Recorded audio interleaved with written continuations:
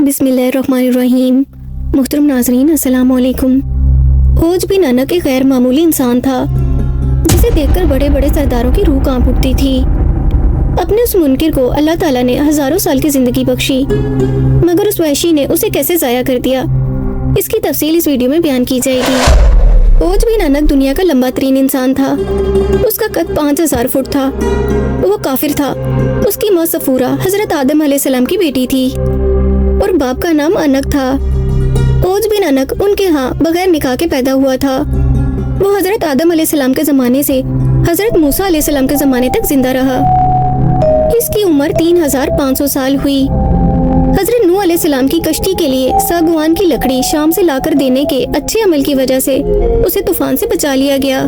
फिरौन के दरियाए नील में गर्क होने के बाद जब बनी इसराइल की कौम इसके जुल्म जबर से निजात पा गई तो इसके कुछ अरसे बाद अल्लाह ताला ने हज़रत मूसा अलैहिस्सलाम को हुक्म दिया कि मुल्क शाम की सरजमीन से जालिम लोगों को निकाल दो और खुदा की राह में दुश्मनों से जिहाद करो और अपनी कौम में से 12 अफराद को 12 कबीलों पर सरदार मुकर्रर करो ताकि ये सब अपने सरदारों के ताबे रहें और अल्लाह के हुक्म की पाबंदी करते रहें।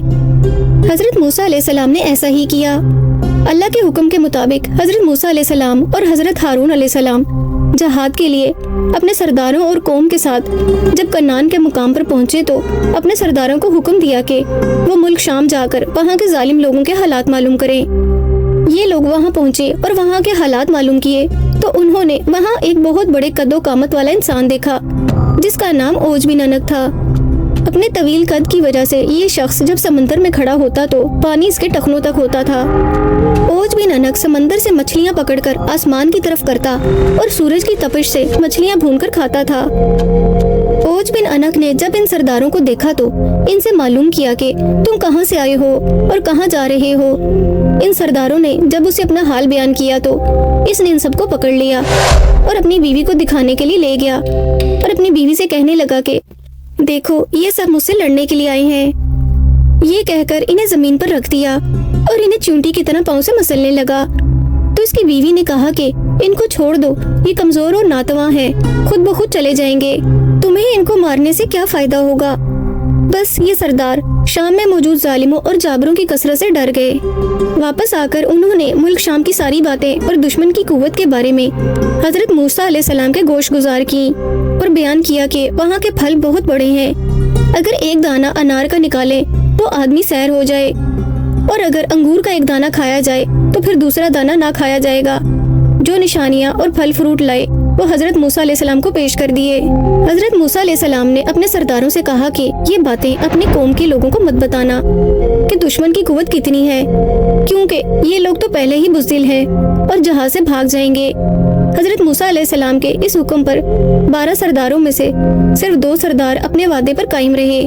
बाकी 10 सरदारों ने अहद शिकनी की और कौम के लोगों को वहाँ का सारा माजरा और ओज बिन अनक के हाथों पकड़े जाने का वाक़या भी बयान कर दिया।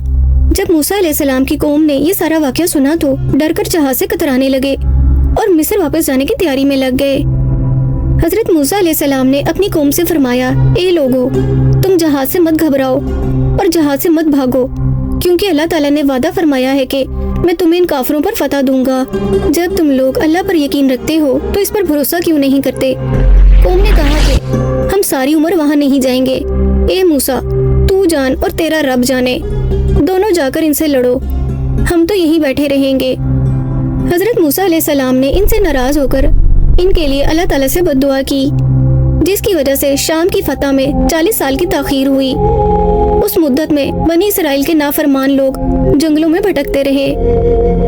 दूसरी तरफ हज़रत मूसा अलैहिस्सलाम हाथ में अपना असा लिए हज़रत हारून अलैहिस्सलाम के हमरा मुल्क शम रवाना हो गए। हज़रत मूसा अलैहिस्सलाम की बागी कौम बनी इसराइल ने वापस मिस्र जाने का इरादा किया।